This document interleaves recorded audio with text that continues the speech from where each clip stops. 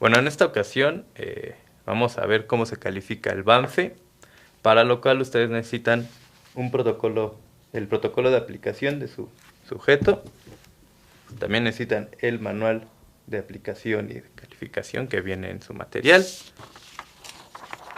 Un perfil de desempeño de acuerdo a la edad y escolaridad del paciente, que en este caso tiene una edad de 28 años y tiene una escolaridad de más de 10 años. Y de preferencia una calculadora, porque se hacen varios promedios y varias sumas bastante largas. La primera prueba que se va a calificar es la prueba de laberintos. Para esto tenemos aquí los laberintos de nuestro sujeto y es muy sencilla de calificar. Lo primero que se hace es revisar por cada uno de los laberintos qué tipo de errores tiene. Si tocó, si atravesó, si se quedó sin salida y si ustedes quieren registrar también cuántas veces levantó el lápiz, porque de acuerdo a la literatura, al sumar las veces que atraviesas con las veces que levantas es una medida muy sensible para la impulsividad. Entonces se puede registrar si así lo desean. En este caso, vimos que tanto el laberinto 1, el 2, el 3 no tuvieron ningún error. Sin embargo, en el laberinto 4, que es este de acá, en esta parte del recorrido tocó una de las paredes. Entonces solamente lo que se hace es registrar que tocó una de las paredes. En el laberinto 5 tampoco tuvo un error. Y para el tiempo, para sacar el total del tiempo, se hace un promedio, una media aritmética normal, donde se suma el tiempo del laberinto 1, 2, 3, 4 y 5 y se divide ese total entre 5 y así se obtiene el tiempo de los laberintos. Y ya, eso es todo lo que se necesita para calificar la prueba de laberintos. Continuamos con la prueba de señalamiento autodirigido, donde se van a calificar las perseveraciones, las omisiones y los aciertos. Aquí en el protocolo viene cuánto es el máximo posible de los aciertos y ahorita les voy a explicar de qué se trata cada uno. Aquí nuestro sujeto no tuvo ningún error.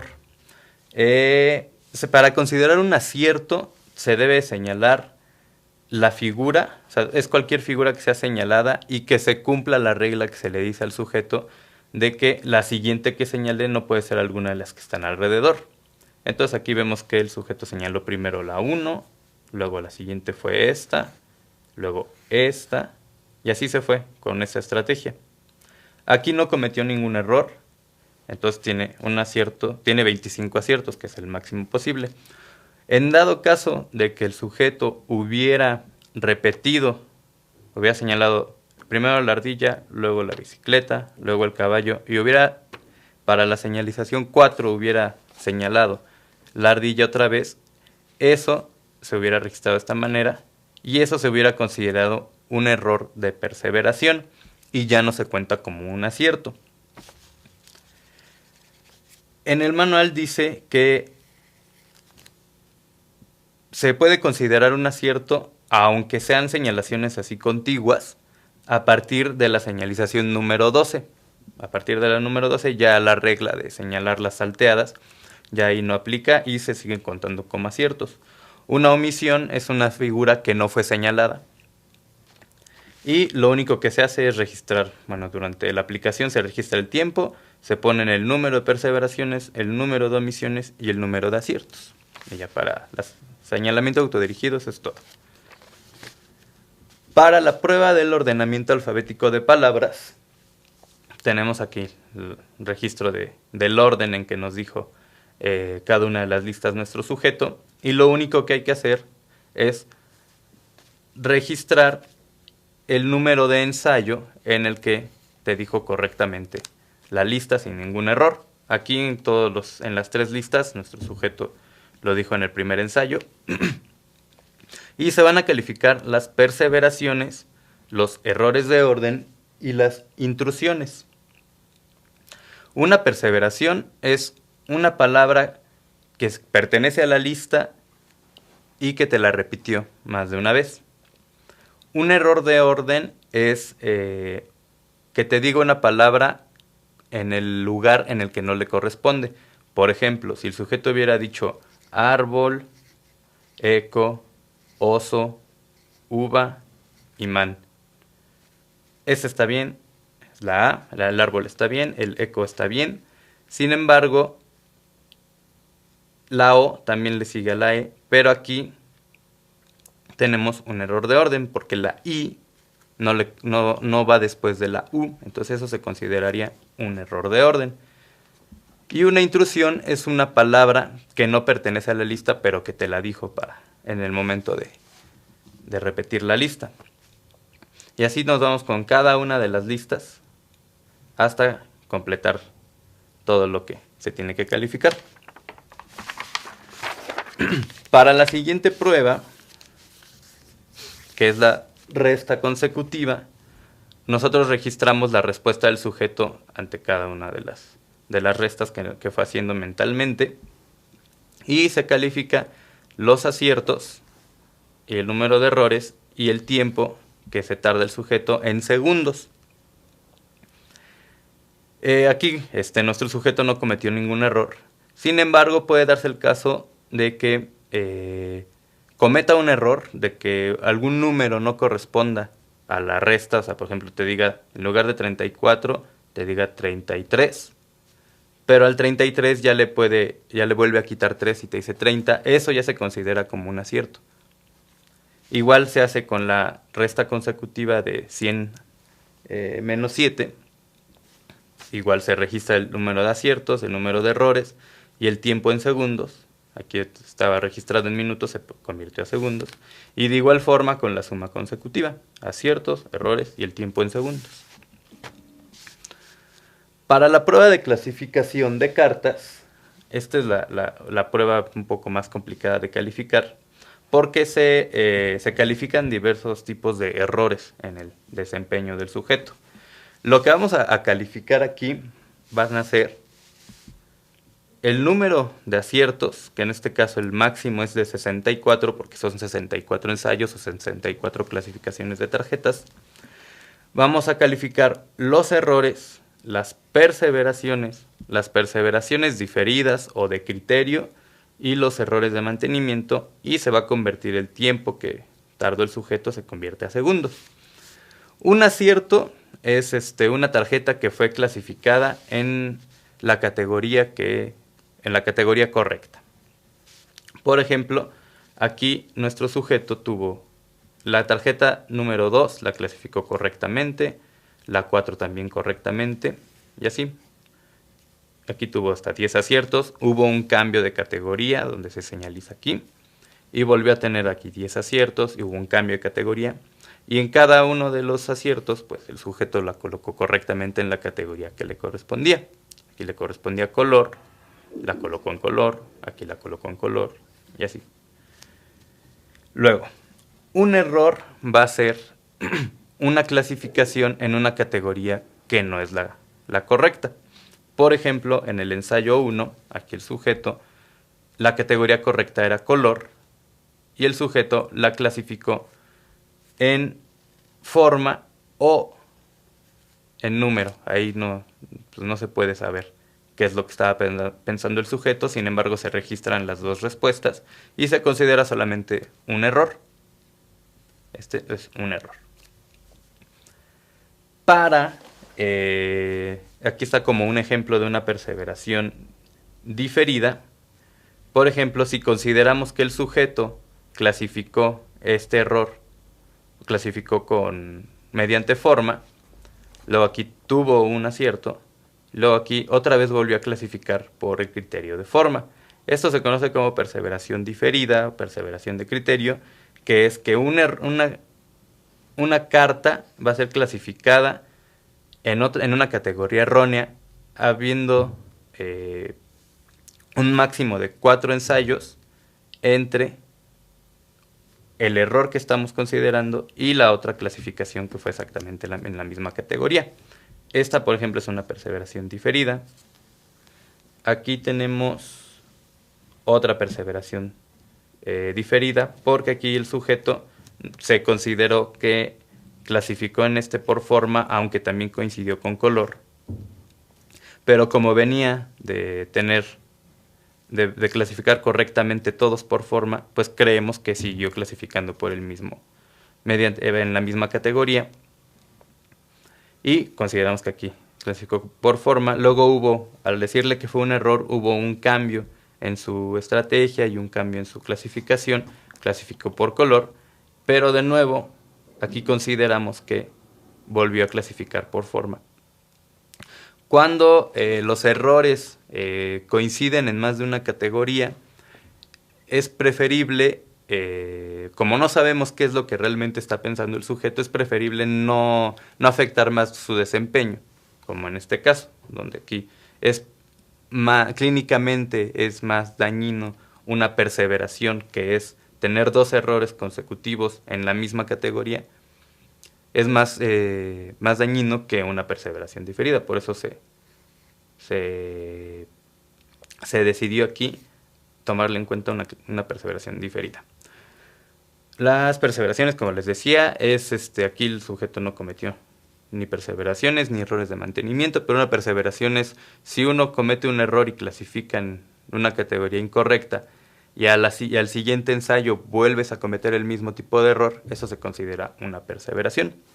Y un error de mantenimiento se va a considerar como cuando tienes varios, ya llevas 4 clasificaciones correctas y por alguna razón se cambia de criterio y a la 5ª clasificación lo haces incorrectamente, eso se considera un error de mantenimiento. Y como les decía, aquí se registran los aciertos, los errores, las perseveraciones diferidas y los errores de mantenimiento y el tiempo en segundos.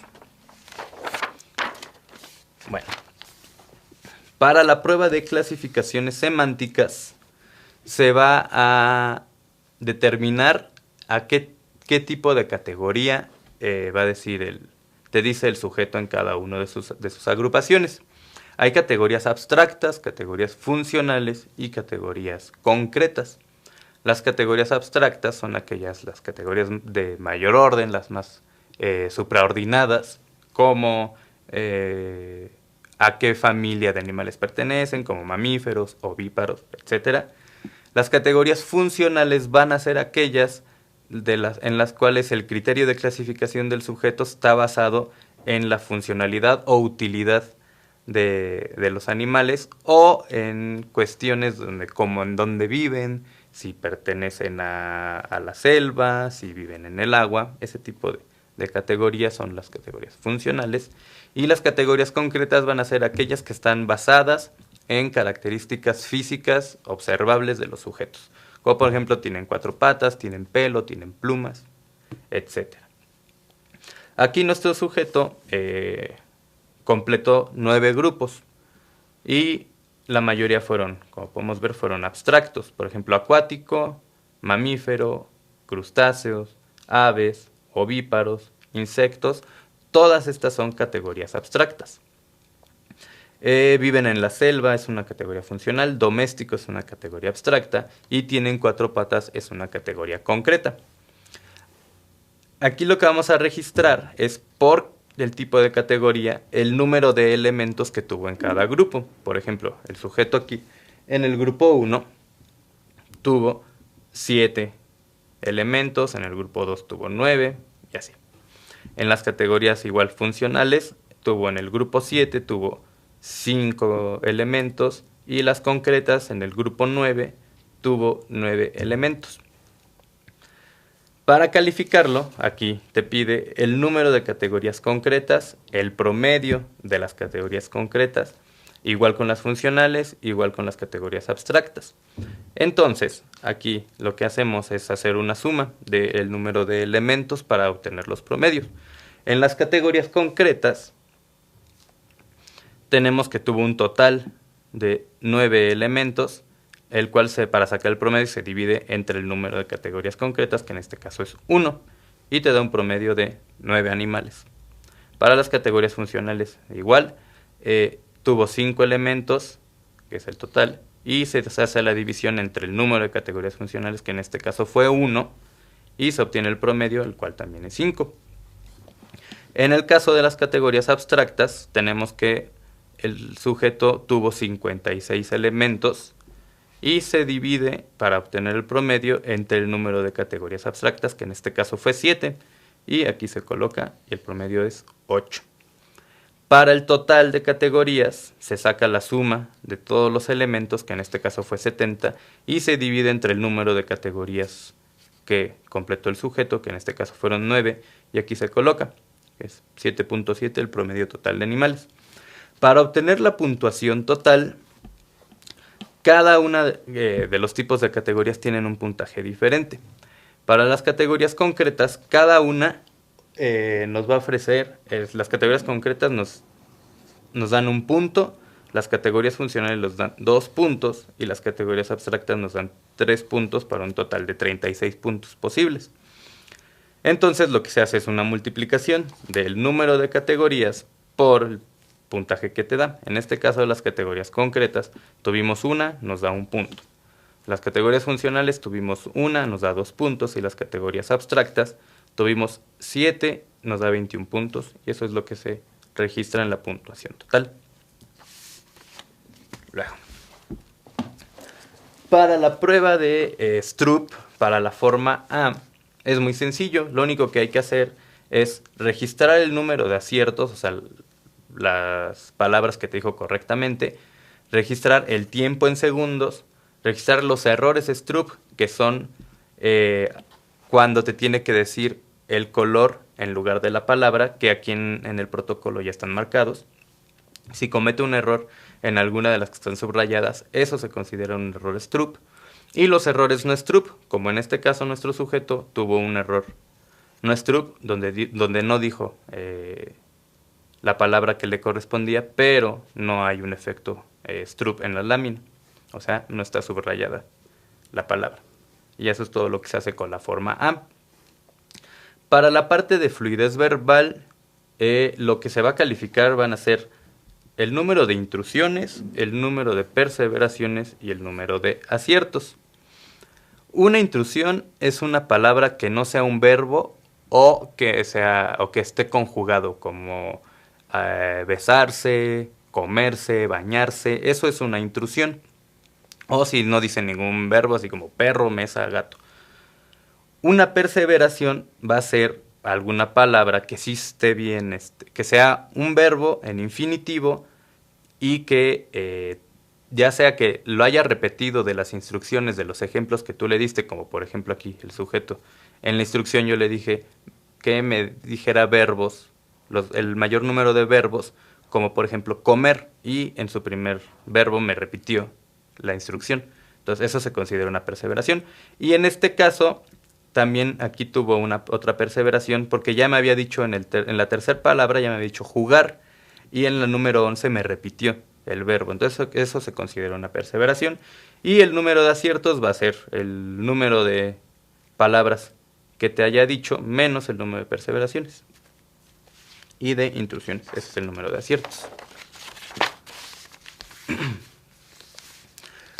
Para la prueba del juego de cartas, se van a registrar el número de cartas que el sujeto eligió y el número de castigo asociado a cada una de las elecciones que hizo.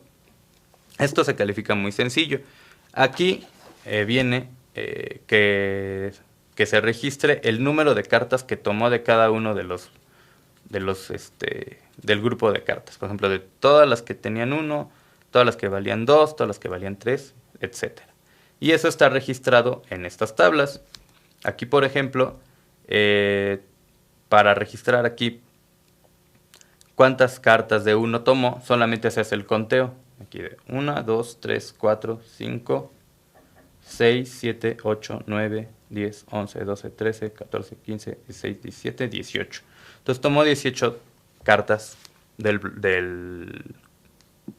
1. Igual haces lo mismo con el bloque de cartas 2, 3, 4 y 5, y eso se registra aquí. Para sacar el puntaje de cada una de las cartas, solamente haces la multiplicación del número por el número de cartas, eso te da el resultado. Y aquí te pide que se registre el total de cartas y el total de puntos asociados a estas cartas. Luego, para el número de castigos, se califica de la siguiente manera. Aquí en las tablas igual está registrado cada una de las tarjetas si le correspondió algún castigo o no. Por ejemplo, para las elecciones de tarjetas del 1, tenemos que hubo 3 castigos y esto está registrado acá arriba. Aquí tenemos un castigo, aquí tenemos otro castigo y aquí tenemos otro castigo. Entonces eso se registra aquí. Igual haces lo mismo con el número, con los castigos de las cartas del número 2, 3, 4 y 5. Para obtener el puntaje de castigo, hay que saber que todos los castigos asociados a cada una de las tarjetas valen exactamente lo mismo. Para el grupo de tarjetas que valen 1, todos los castigos valen menos 2. Para el grupo 2, todos valen menos 3. Para el 3, menos 5. Para el 4, menos 8. Y para el 5, menos 12. Entonces lo único que hay que hacer es multiplicar el castigo por el número de castigos asociado a cada una de las tarjetas y eso te da un puntaje de castigos. Y aquí se puede obtener la puntuación total y un porcentaje de cartas de riesgo. Ahorita les voy a explicar cómo se obtiene. La puntuación total se obtiene muy sencillo, es restándole los castigos a los puntos que obtuvo y aquí se registra. Para el porcentaje de cartas de riesgo aquí viene una fórmula muy sencilla. Son el número de cartas que eligió el sujeto de 4, que en este caso fueron 4. El número de cartas que eligió el sujeto que valen 5, que en este caso igual fueron 4. Entre el total de cartas tomadas, que fueron 54. Y este resultado se multiplica por 1000 para obtener un porcentaje. Por 100, perdón, para obtener un porcentaje. Entonces aquí el sujeto obtuvo un porcentaje de cartas de riesgo de 14.81. Al aplicar esta fórmula se obtiene este resultado. Para la selección de refranes, ahí es donde se va a utilizar su manual de aplicación, porque se califica muy sencillo. Aquí en el manual, en la página 25, vienen las opciones correctas que le corresponden a cada uno de los refranes y las cuales las opciones correctas valen un punto y además hay respuestas que valen medio punto, que son opciones cercanas o lo más cercano a la respuesta correcta. Por ejemplo, aquí nuestro sujeto en el refrán 1, la opción correcta era A, pero hay una opción cercana que es el inciso B, la cual vale medio punto. Entonces aquí se le califica con medio punto. Y así te vas yendo con cada uno de los refranes. Aquí vienen las opciones correctas en el manual y las opciones cercanas. Aquí nuestro sujeto tuvo un total de 4.5 puntos y un tiempo en segundos de 53.8 segundos. Para la prueba de la Torre de Hanoi, nosotros registramos el número de movimientos que hizo y los posibles errores que cometía.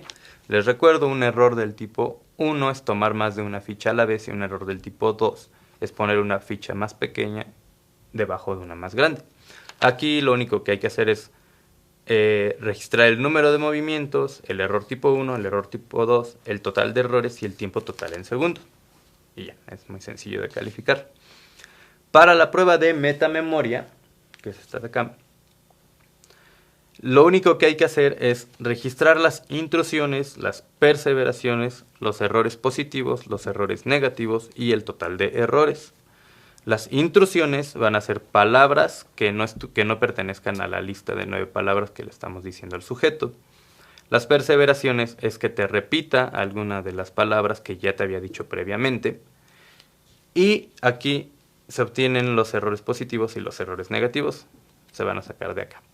Tú lo que tienes que hacer es una resta de la predicción menos el total de elementos que te dijo, de palabras que te dijo por cada uno de los ensayos. Aquí, por ejemplo, la predicción fue de 5, me dijo 7, entonces dice 5 menos 7, te da un total de menos 2. Y así te vas por cada uno de los ensayos. Aquí me dijo 6, aquí su predicción era de 6, me dijo 7, tiene un total de menos 1, 7, 9, menos 2, 8, 9, menos 1, 9, 9, 0. Los errores positivos van a ser aquellos que su signo sea positivo en esta fila de errores. Los errores negativos van a ser aquellos en los cuales el signo sea negativo. Por ejemplo, aquí el sujeto no cometió errores positivos y cometió 6 errores negativos. 2, 3, 4, 5, 6. Y el total de errores va a ser la suma de los errores positivos más los errores negativos. En este caso fueron 6 errores.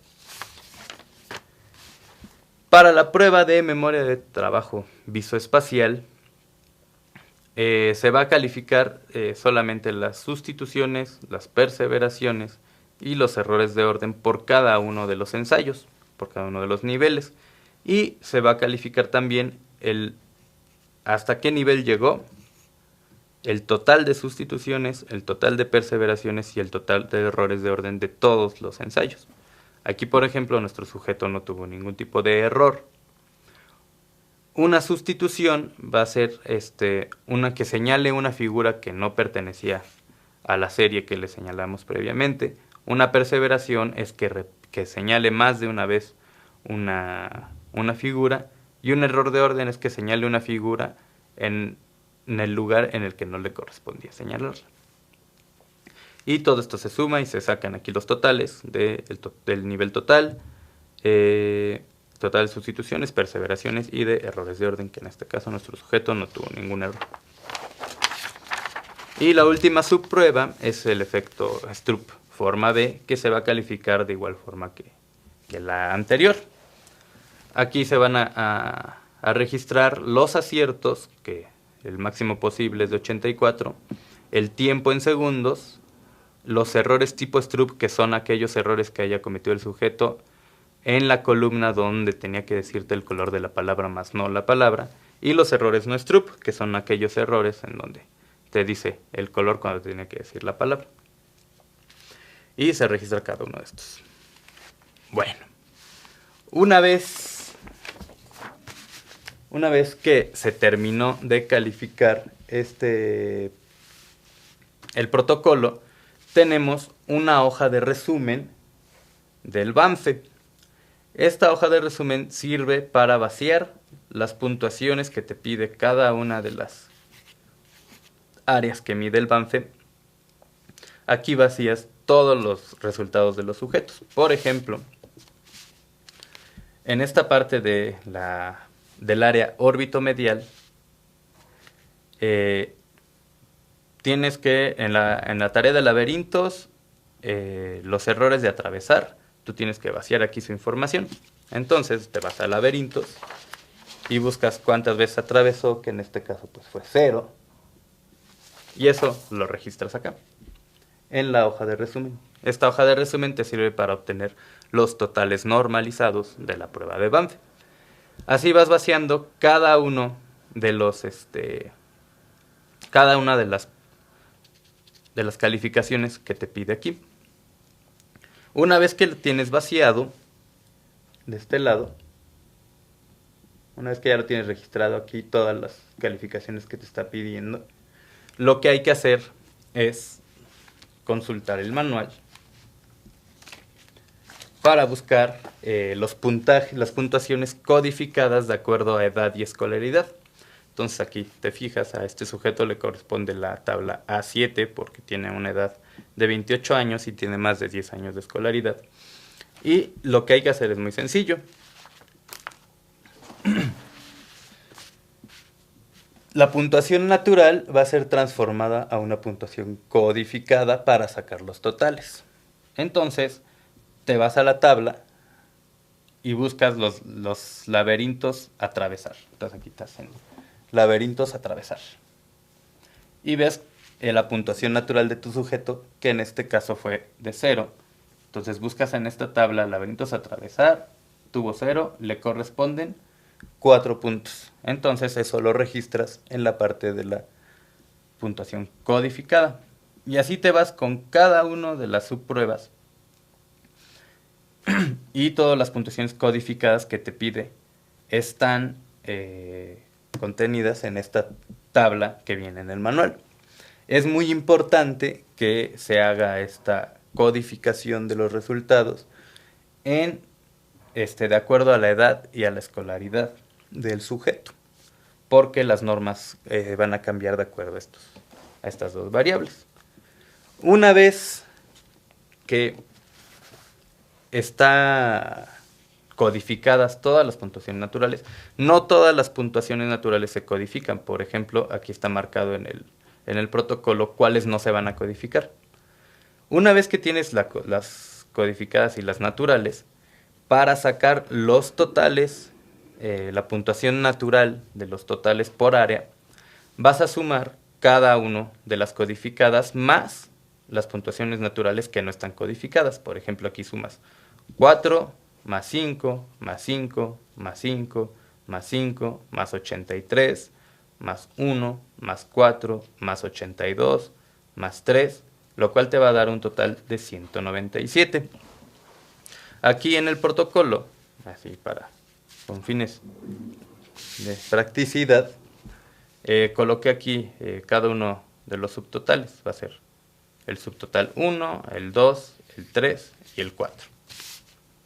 Y ahorita vamos a ver de qué sirve. Entonces nuestro subtotal 1 vale 197 en la puntuación natural. Y así vas sacando cada uno de los subtotales. El subtotal 2, aquí la suma de estas variables fue de 20.5, igual.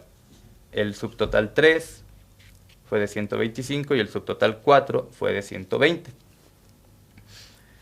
Y aquí en esta tabla de resumen vas a ir a registrar las sumas que realizaste al sumar las codificadas y las naturales que no se codificaron.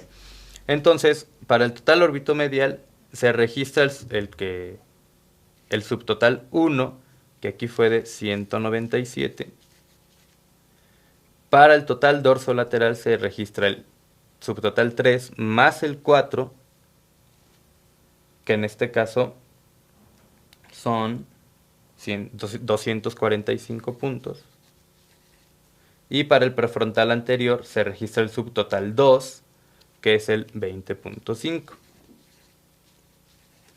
Y para el total de funciones ejecutivas solamente se suma estos totales, que son 197 más 245 más 20.5, lo cual da un total de 462.5. Una vez que tenemos las puntuaciones naturales capturadas, les recuerdo aquí, el orbitomedial se saca del primer subtotal, el dorsolateral se saca del tercero y el cuarto, y el prefrontal anterior del segundo subtotal, que viene aquí en la hoja de resumen. Una vez que tenemos las puntuaciones naturales, otra vez vamos a nuestro manual y buscamos la tabla de puntajes totales normalizados que corresponda a cada uno de que corresponda a nuestro sujeto. En este caso a él le corresponde la tabla B8, porque es la de el rango de edad de 16 a 30 años y la escolaridad de más de 10 años. Entonces aquí lo que hacemos es buscar esta puntuación natural que ya está registrada en nuestro protocolo, y la vamos a transformar a una puntuación normalizada que tiene una media de 100 y una desviación estándar de 15, y eso nos va a facilitar hacer un diagnóstico del sujeto. Aquí vemos que nuestro sujeto en el total orbitomedial tuvo 197 puntos, entonces en la tabla que le corresponde buscamos la puntuación natural de 197, que está aquí, y a esa puntuación natural le corresponde una puntuación normalizada de 104 puntos. Entonces eso se registra aquí. Para el prefrontal, bueno, para el total dorsolateral tenemos que el sujeto tuvo 245 puntos y buscamos acá en el total dorsolateral que una puntuación natural de 245 le corresponde a una puntuación normalizada de 118 puntos. Y eso se registra aquí.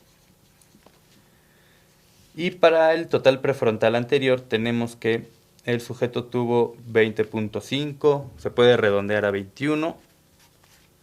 Y buscamos en la tabla el puntaje 21 y el sujeto tuvo 106 puntos. Y para el total de la batería de funciones ejecutivas, igual, 462.5 se puede redondear a 463 y lo buscas en la tabla de puntaje total, que en este caso le corresponde al 466, le corresponde una puntuación normalizada de 115. Una vez que tenemos esta puntuación normalizada, podemos hacer un diagnóstico, ya que un desempeño normal de la prueba del Banfe va a ir en un rango de 85 a 115 puntos, por aquello de que tiene una media de 100 y una desviación estándar de 15 puntos. Entonces, a partir de eso, se puede considerar diversos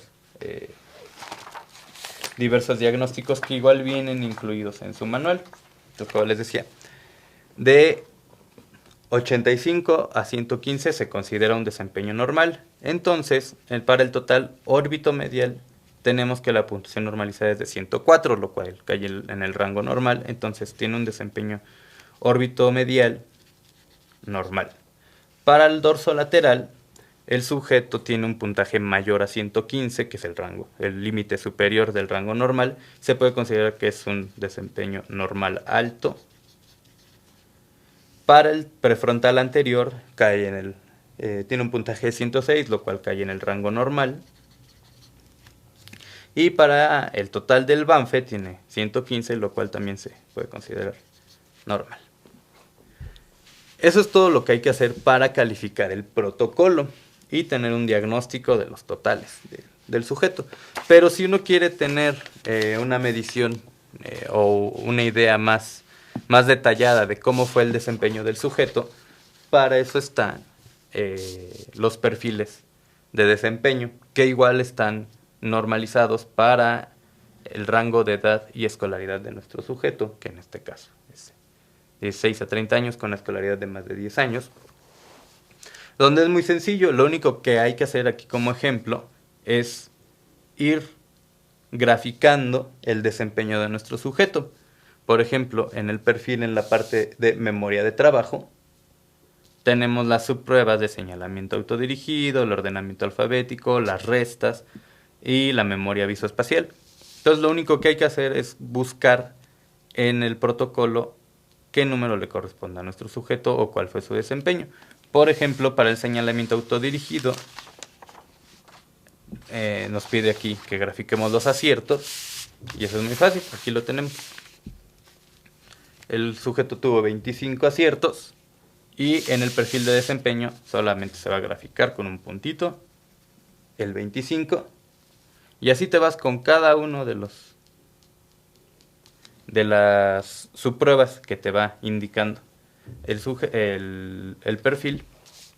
Y finalmente, ya como se desee, se puede unir con una línea, se pueden hacer gráficas de barras, y eso te sirve para tener una idea gráfica y más detallada de cómo fue el desempeño de los sujetos. Igual se hace lo mismo con la parte de funciones ejecutivas, así se va llenando, y lo mismo con la parte anterior, y lo mismo con la parte órbito medial. Y pues bueno, eso es todo. Así se califica el Banfe